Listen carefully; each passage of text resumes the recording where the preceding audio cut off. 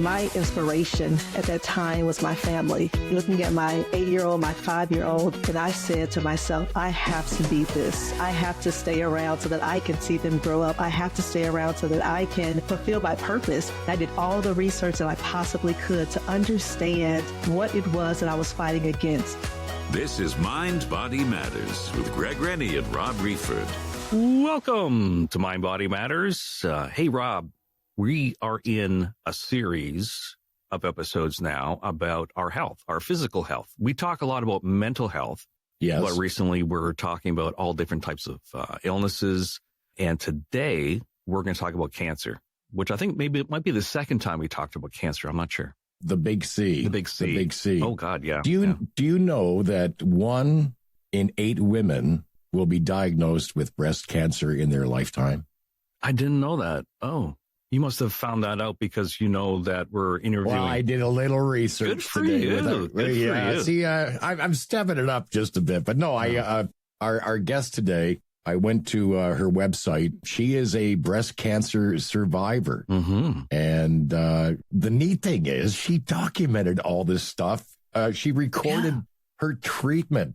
Like she recorded herself and as she was going through her various cancer treatments. And this is real stuff. It got me choked up a couple of times just to see what this young lady has gone through. But she's here to talk about it today. Thandi Montgomery, also she goes by Thandi Monet. She reached out to us, Rob.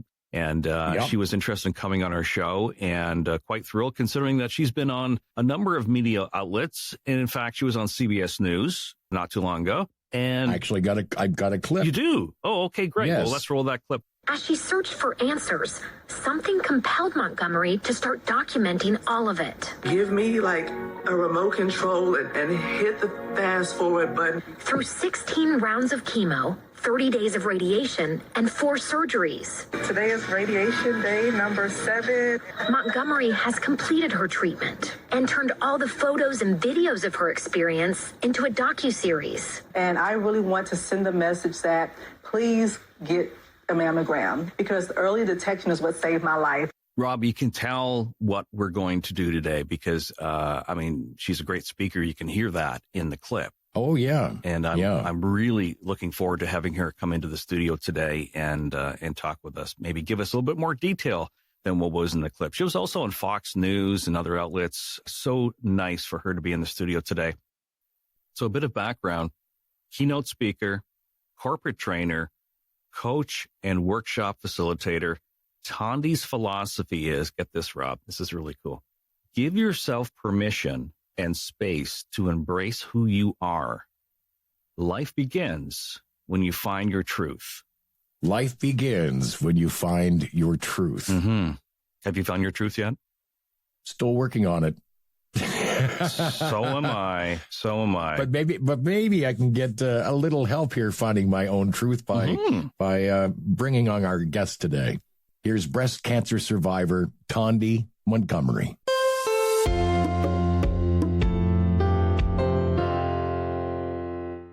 Thandi, thank you so much for setting aside the time to come into our studio today on Mind, Body Matters. Thank you, Greg, for having me. It's a pleasure. Earlier today, I was watching your docuseries on YouTube, and what struck me is you have a very good understanding about how the body speaks to the mind. Can you elaborate on when you said that the body sends messages? Absolutely. So there's a beautiful interplay between the mind and the body. And, having that understanding of that connection is so important. I can give so many analogies. If you think about the analogy of a driver of a car and the vehicle, right. The driver in that case is the mind, right? And then, of course, the vehicle is the body. And so if the driver is well equipped, if the driver is alert, then the odds of the car getting from point A to B are greater.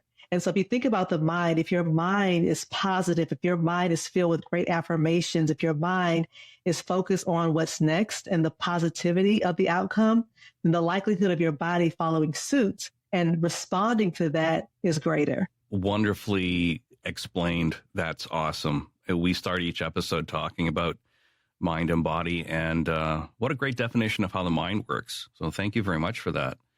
You have quite a story of resilience, quite the story of surviving cancer. I got to say, not many people document their illness as well as you did during that time. I'm not sure where you got the courage to actually pick up your phone and turn on the camera and document the whole process. But I'd like to know a little bit about before 2021. So in 2021, you were diagnosed, correct? Absolutely. November 1st, 2021. So you're diagnosed with breast cancer, and we'll talk later that eventually went to your lymph nodes.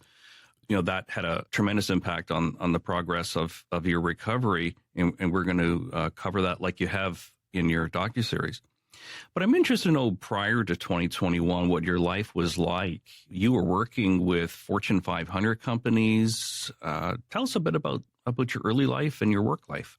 Absolutely. So on paper, Greg, you would think that my life was just beautiful, right? So I have two beautiful kids. At that time, they were ages 8 and 5. I had been married for 14 years, and I have been a marketing executive for over 15 years. And so I've had the opportunity to work for brands such as AstraZeneca, Cinnabon, Carvel, Verizon, Dell, the gamut goes on. And I really enjoyed having the opportunity to sit down with clients and providing that aha moment and that 30,000 foot view when it comes to strategy with marketing. 30,000 foot view. That's very cool. Yes. Yeah, absolutely. We need to do that, right? Absolutely. In the work that we do in many areas is to look at from above. What transpired in 2020? We went into the pandemic, we went into lockdown, and it seems like in the middle of this chaos that everyone was going through, your life changed. Yes, absolutely. And like you said, 2020 was already a very difficult year. And so we were just coming out of the pandemic. Life was on the up and up, just really excited. I've always had a positive outlook on life, Greg. Again, going back to that mind-body connection. And, just life was going well. And I'm a big advocate of not only women's health and wellness, but my own health and wellness. So I understand my body. And so I was on vacation and I felt a lump the size of a pea. That's like 1 centimeter. And that was in August of 2021. And I didn't want to risk it. And so I just went ahead and scheduled an appointment with my doctor. And we went through a series of tests. And at that time, she didn't think it was anything. And so I went back in for a mammogram, then an ultrasound and a biopsy. And then there was silence. It was weeks that passed and I didn't hear anything. Oh, so I thought I was in the clear. Yes, I thought I was in the clear. The whole thing is, if you don't hear anything, that's a good thing. Exactly. So you did the biopsy and you had to wait and wait and wait. Yes, I had to wait. And so again, I was like, let me go ahead and continue focusing on my career and the family. And I thought at that time I was clear because it doesn't run in the family. I was very healthy and very young. So I did not fit the mold or that, most breast cancer survivors fit in. And so I was like, okay, I'm fine. And I would never forget. I always tell people that the day and the time of your breast cancer awareness is like the day you were born. You never, ever forget it. You never forget what you were doing in that moment because because it changes your life forever. And so it was November 1st, 2021 at 4:00 p.m. And the doctor called and told me that, you have invasive ductal carcinoma. I'm like, what is invasive ductal carcinoma? And she said that you have breast cancer. What was your first thought when she said that? My first thought was, how long do I have to live? Oh, my God. That's what came to my mind. Yes. Did you ask her that question, or this is a thought that you had? I thought it and I asked her, I said, well, what stage is it in? How long do I have to live? And she did not know the answer. I had to go and speak to the oncologist about the results. So I had to wait another day to get the details, Greg. So you can imagine. That must have been a long day. Going back to, it was a very long day. It was a very long day. But again, going back to that mind-body connection, when I found out, yes, I was terrified. I was afraid. But I remember walking around the lake, Greg, and I was like, I'm going to walk around this lake and God trusts me with this trial. And I know that I'm going to be okay. I don't like the outcome, in terms of being diagnosed, but I know that if it came to me, that I know that I have the faith and know it all to get through this journey. And that's where you got your strength from to go through it. Exactly. Yes, absolutely. So late 2021, did you start chemotherapy right away, or what was the process? So no, at first when we went in, the treatment plan did not include chemotherapy or radiation because it was so small and it was a stage 1. And so we caught it very early. And when I went in, the treatment plan was to just get a double mastectomy and then have reconstruction a month later. That was the treatment plan. After the double mastectomy, and so for your audience members who don't know what a double mastectomy is, it's when you decide to remove both of your breasts. And so I decided to take science into play and understand that from a data perspective, if I remove both of them, it will reduce the chance of recurrence. And that's how I made that decision, because they leave it up to you to decide what you want to do. And that was the best decision based on research and science and just getting a second and third opinion as well. And so after that, they did another biopsy, and then it spread to the lymph nodes. And so the anticipated 2-month journey turned into 12 months. Turned to 12 months. Yes. During that time, as I mentioned, you documented it. What encouraged you to be that open and vulnerable by videoing the whole process? I saw videos of you going into, I guess, an MRI or some kind of brain scan. Yes.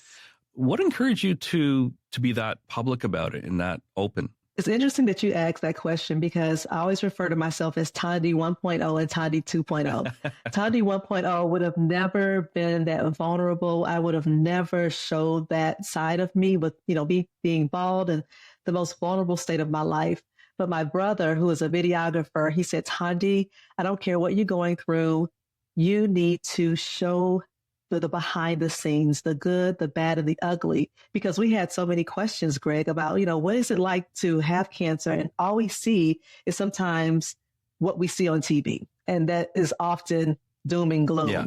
And so he said, Thandi, the research that you're doing, the supplements that you're taking, people need to see the good, bad, and ugly. So he said, I am going to challenge you to take out your phone.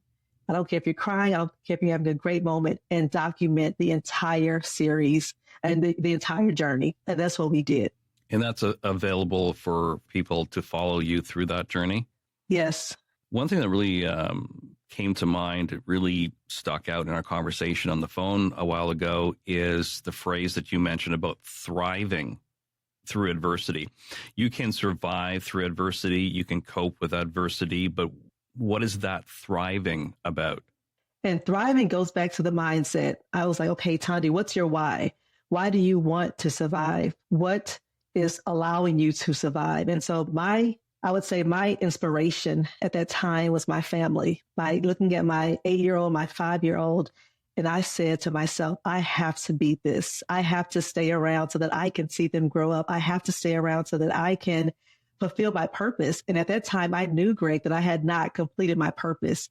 And so I then put on my marketing and my strategy hat, and I did all the research that I possibly could to understand what it was that I was fighting against. And anytime you're in a battle, it's important to understand your enemy.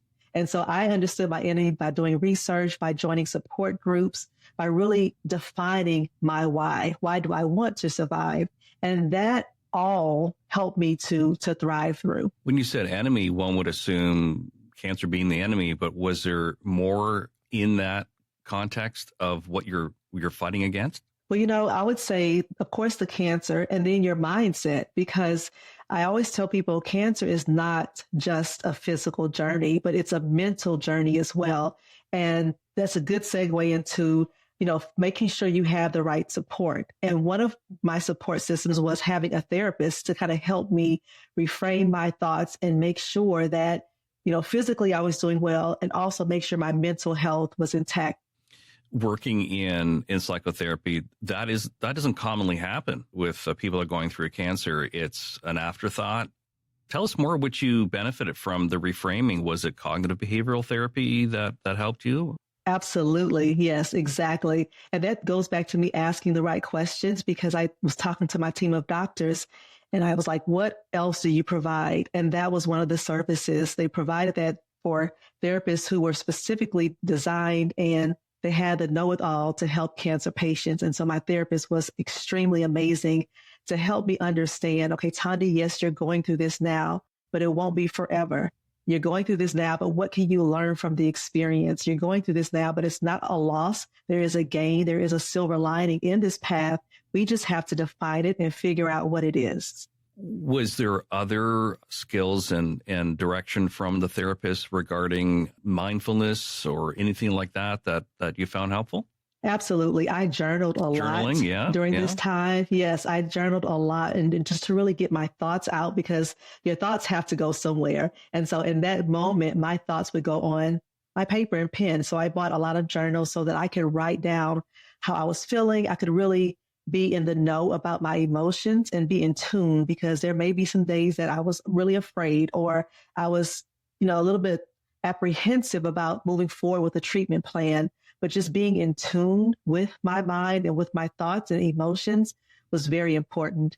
I also did a lot of meditation. So finding that quiet space and really tuning into the present moment, which is something that Thandi 1.0 did not do. She was always busy with life and on that proverbial treadmill or the hamster wheel. So too busy to slow down and think.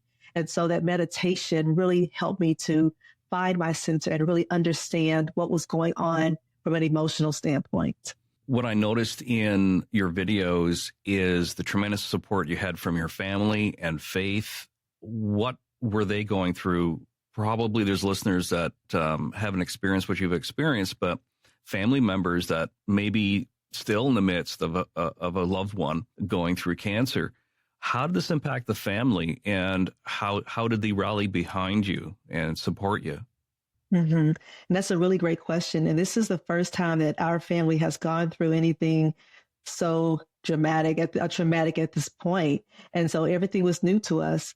And I had to take off the superwoman cape, Greg, and say, you know what?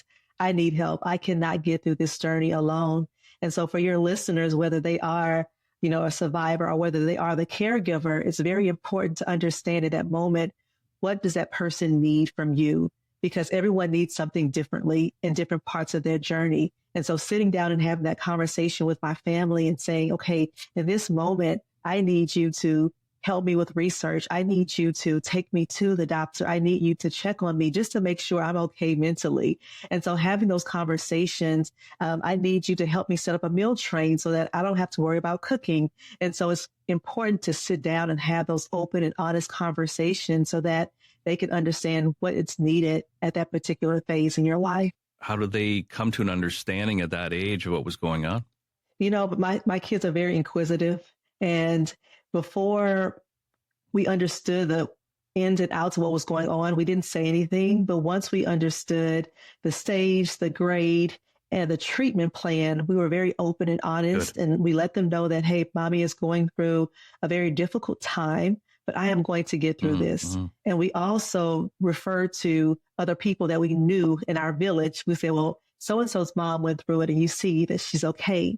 And we also reached out to their counselor and their teachers to let them know what we were going through. And so if they saw any different type of behavior, they could be our ears and our eyes at the school and let us know what was going on. So Again, opening it up to the community was super helpful. Yes, it was vulnerable, but again, we wanted to make sure that they were okay. And so just really breaking down the science of what is cancer and, how can people overcome cancer and letting them be a part of the journey. Excellent. It's incredible that you provide that for kids, because very often in these situations, people are like their time is tied up with treatment and, their fears and, the partner is there for the other partner going through it, but the kids sometimes are in the background and a lot of fear. They may not express it, but they need that kind of support. So I'm so glad that they had that.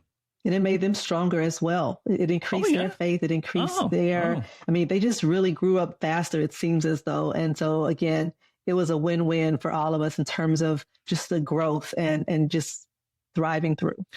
I know you've gone through and explained the details of the cancer many times, but it's funny because as a therapist, I'm reluctant to do this, but I like to go back to the point of, I believe it was in December of 2021 when you found out about the lymph nodes, how you felt about that, how the family felt about that. And did your fear of getting news of a short time left, did that change when you got that diagnosis? And that's a really great question. And I remember that day like it was yesterday. I had gone to the doctor to to remove my drains. And I was like, you know what? I'll be done with this. And I was waiting for them to tell me when I can have reconstructive surgery. So I went in very motivated, very excited about the next step. And the doctor told me that she needed to talk to me about, some things. And she said, Miss Montgomery, unfortunately, the cancer spread to your lymph nodes. And at that moment, it felt as though somebody punched me in my gut. And I was like, but this is supposed to be over. Mm-hmm. She said, but yes, it spread. And so the feeling of anger, the feeling of sadness really just came over me at that moment. Because again, when you think about the fact that, I thought it was going to be over, but it wasn't, that was very devastating at the time. And so I went home and I stayed in bed for a very, very long time. And because I literally thought that I had nothing else to give, because my faith had been shattered, and life in terms of the way I planned it had been changed as well. And so again, I accepted the pity party that night. But when I woke up the next day, I decided to, turn in the invitation to my pity party and decline it and say, Thandi, you will fight and win this. Even though the things have changed, you can still fight and win. And it's a term called the trichotomy of control. Is essentially, a lot of times we think of the controllables and the uncontrollables, but there is a midpoint. There are some things that you can control. And at that moment, I could control my outlook. I could control my mindset. And so I decided to embrace the fact that, okay, things did not go as planned, but there has to be a silver lining in this. That sounds like the point at which you programmed 2.0. Thandi 2.0. I got an upgrade in that instance. An upgrade. How was the process from there? More chemotherapy, or how did they get to a point where they're able to get rid of the tumor there?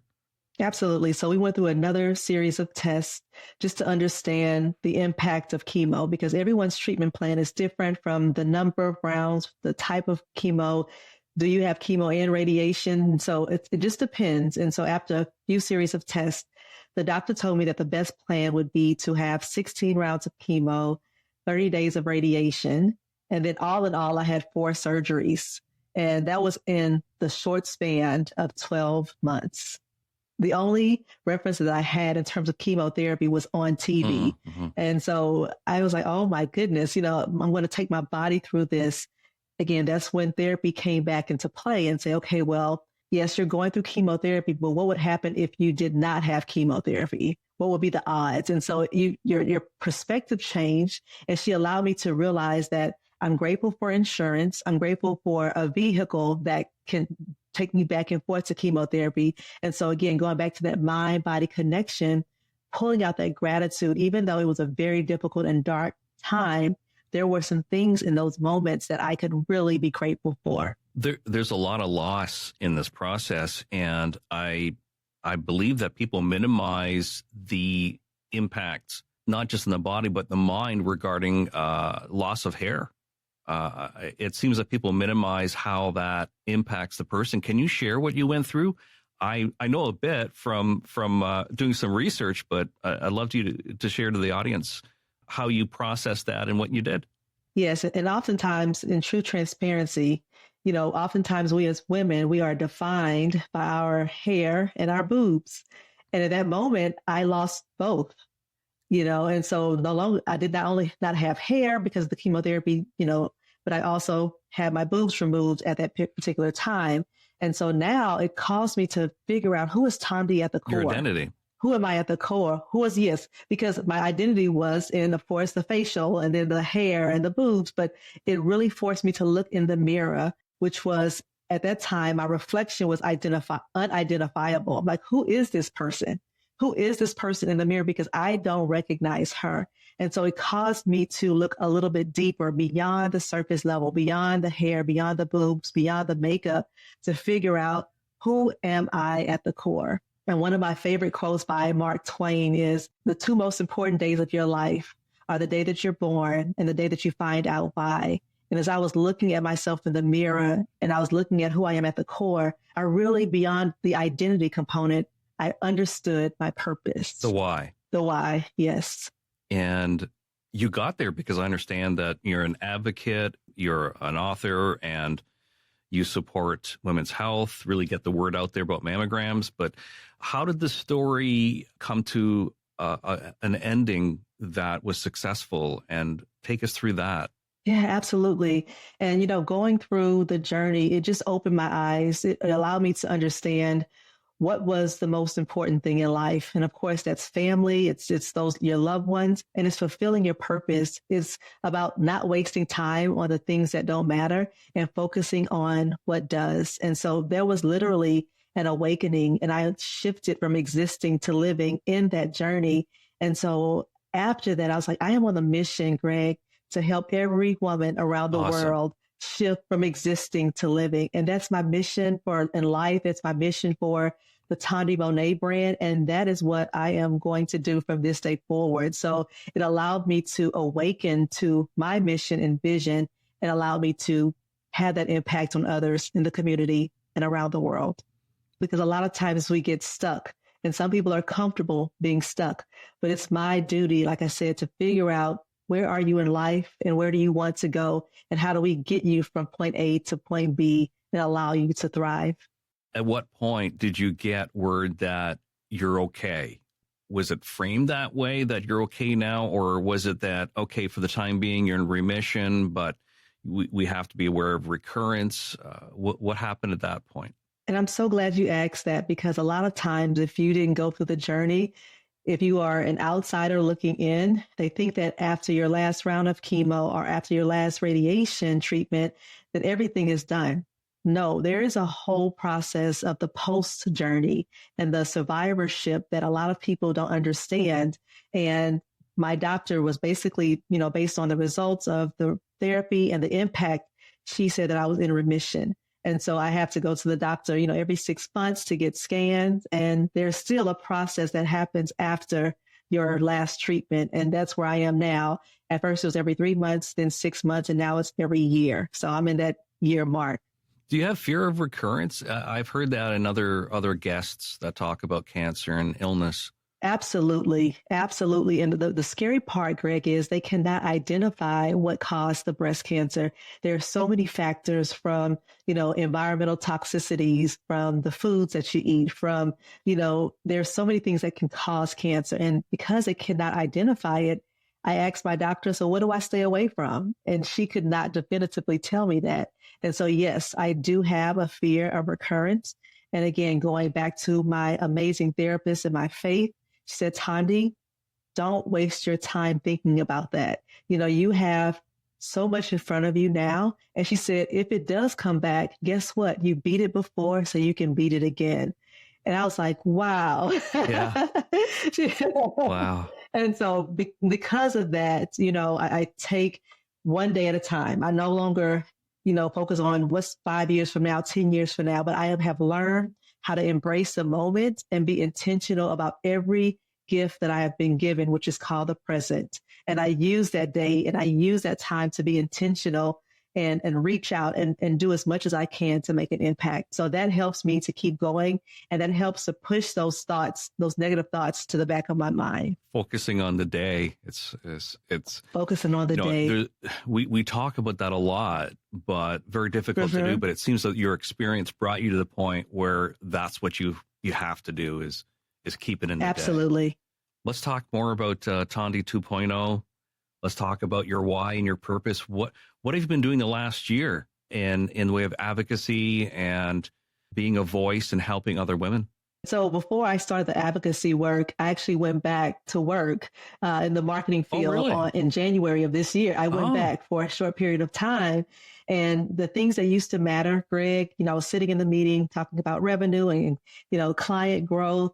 And something was like, this is not it anymore. And there was an awakening again to say, Thandi, you have been wanting to go the entrepreneurial route for years. This is the time. And so I retired from corporate in May of this year so that I could, I retired so that I could really focus on the Thandi Montgomery brand, and so that I could do and have the space. Space is very important. You have to have the space to really use my voice and the platform to, one, bring awareness, and then two, drive action. Tell us a bit about, I believe that there's an ebook that you have? I'm not sure if it's available or how people can find the ebook, but what is in the ebook?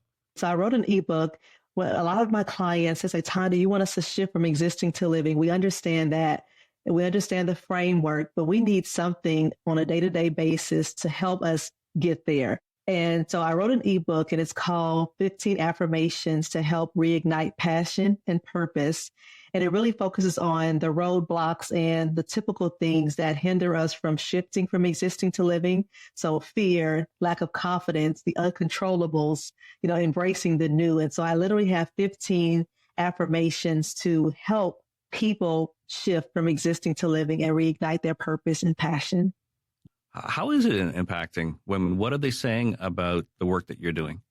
I've gotten a lot of great feedback, and a lot of times they say, Thandi, I was so stuck before I met you, but now I see that there is more purpose in my life, and you have broken it down so that it's easy to understand. How do I shift? It's not just words, but there's a framework, there's processes in terms of how you do it. And so it's just been so fulfilling and so rewarding to not only hear those comments, but also see women begin to thrive, see them begin to understand what their purpose is, and not only affirm themselves, but act on it as well. How much of your day and how much your week is doing something similar to this, being in the public, doing media interviews? How much of that is part of your daily life now that you've retired or basically switched careers? So this is full time, Greg. Mm-hmm. I have devoted myself to women's health and wellness and just making myself available to make sure that whether I'm speaking on stage or I'm on a podcast, such as your podcast, or I'm writing or I'm connecting with people, I have made that my lifestyle. And so I would say, in terms of being in the public, probably 40% of my week, I am doing something to use my voice, or even going to health fairs, setting up, a table and really talking to people. I love that one-on-one conversation to really say, hey, what do you know about your health and wellness? Or did you know that breast cancer can happen to 1 in 8 women, in their lifetime? And so really having those facts, or even going to college campuses. I went to a college campus and taught an epidemiology course, and I talked to them about breast cancer. And so wherever I am invited, I will go, because it's just that important to me for everyone to understand and know. You're getting recognition. People are hearing about your brand. And at a point, I'm not sure whether it was shortly after when you're in remission or recently, but tell us about the Dallas Cowboys. I actually live in Dallas, Texas. So, the Dallas Cowboys are America's favorite team, except if you're an Eagles fan. I know they don't like the Dallas Cowboys, but I love the Dallas Cowboys. And so every year for the last 8 years, they have selected, 5 survivors to really be, for the advocacy work and for their survivorship, to really be honored. And so for this year, they selected, of course, 5 women again. I was one of the 5. And so they provided a 3-day unforgettable experience, Greg. So on the first day, I'll try to make it really quick. We went to the Star Stadium. I'd like to know what they did for you. Yeah. Sure. We went to the Star Stadium, and that's their practice stadium. And it was a day of surprises. They just told us to show up at 9:00 and we will be finished by 4. So we had no idea what to expect. And they greeted us when we first got there, they as in the staff. And we were able to meet all of the players. So when they were going to the practice field, we stood in line, and everyone from Dak Prescott to CD. And it was just amazing how they were there, and they knew we were coming, and they understood what happened. And so just to see them in real life, and just to see the love and the support, it was just unforgettable. So the coaches, the cheerleaders, we went to the Cowboy Club, which is an amazing restaurant. And it was just top notch. So that was day 1. And then day 2, we did like a spa treatment, and they partnered with JCPenney and a few more sponsors. And we were able to bring a partner with us, our best friend. So we did like hair and facials and a little shopping spree as well. And then on game day, which was day 3, they honored us on the field before the game. Wow. It was unforgettable. And then we had tickets. We had a suite as well. And so we were able to just enjoy it first class. What an experience. I'm glad that they do that. I've never heard of that before, of sports teams doing that. Who is your favorite? And like, did you meet your favorite player?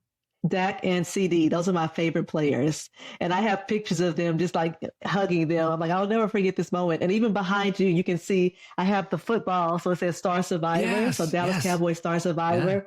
Yeah. And so I have the football, and it's just an amazing experience. And it makes me realize that what I went through was meaningful. And like you said, I felt for the first time seen and heard.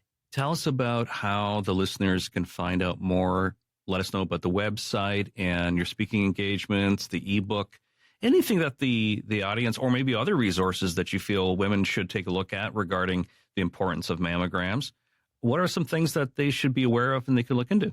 Absolutely. So my website has a lot of resources, from courses as well as resources in terms of who you can reach out to if you have questions. The ebook, about 15 affirmations, is on my website as well. So it's www.thandimonee.com, and that's spelled THANDIMONEE.com.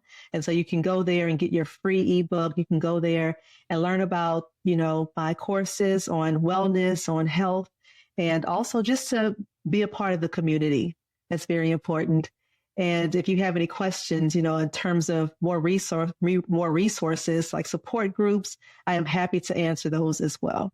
Awesome. And I think a lot of this will be helpful for people going through other illnesses. This whole idea of strength and courage, thriving through adversity, I think applies to many of us and many parts of our lives. We end the podcast talking about the person's favorite quote. And I know you mentioned Mark Twain. Can you repeat that again for us again? Yes. The most important day of your life are the day that you're born and the day that you find out why, by Mark Twain. Find out why. The other quote, which I'd like to spend some time on before we wrap up, is something that you wrote. Love to know more about what you mean in this. Something remarkable happens when you give yourself permission and space to embrace who you are. There's an awakening and unexplainable freedom to live with intentionality and give the world the gift of the real you. Life begins when you find your truth. Tell us more about that. Well, this quote was written when I was going through my journey. Really? You wrote this during? Oh, absolutely. Wow. I wrote this last year. And so because of the awakening, because of the shift that I had, this quote really was birthed out of a time of adversity. And so kind of breaking it down to permission and space, when you think about permission, it just means to permit, to allow.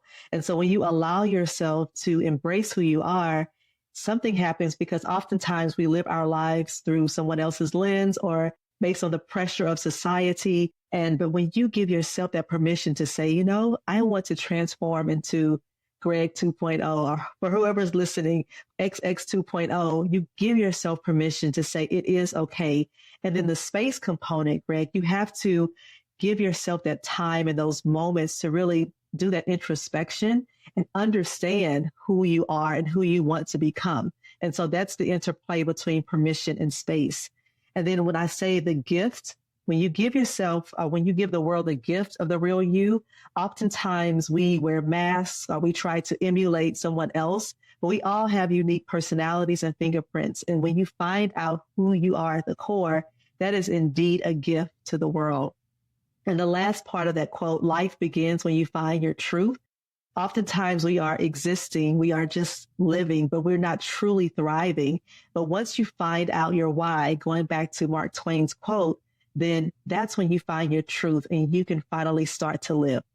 When you find your truth, that reminds me of my understanding through Eastern philosophy, because very often they talk about we just live, we go through day by day. This is where, meditation, fits in to find out more. But not necessarily the goal, but in Eastern philosophy, finding your true self. Right. So, when you find your truth, then you find out who you really are and what they talk about as true self. But unfortunately, we go through day by day as, 1.0, maybe 1.5, but not understanding who we truly are, our identity. and who our true self is. So it's been so wonderful to talk to you, Thandi. I have a feeling that because you're combining your past work and your ability to be a great speaker, that we're probably going to see 3.0 not too far in the future. So I'd love to have you back to find out more, but we're going to be following you on social media Absolutely. and on YouTube. And thank you. Thanks so much for setting aside the time. I know you've been busy with other media interviews, and we appreciate that you gave our little podcast an opportunity to hear your story, and especially about thriving through adversity. Thank you so much, Greg. And if you don't mind, I would like to end with this affirmation on confidence from the ebook. It says, if anybody can do it, I can. I have the confidence, wisdom, resources, and boundless energy to fulfill my purpose. There's no need for permission or perfection, just my belief and action. I love it. I love it. Thanks again. Thank you. Take care.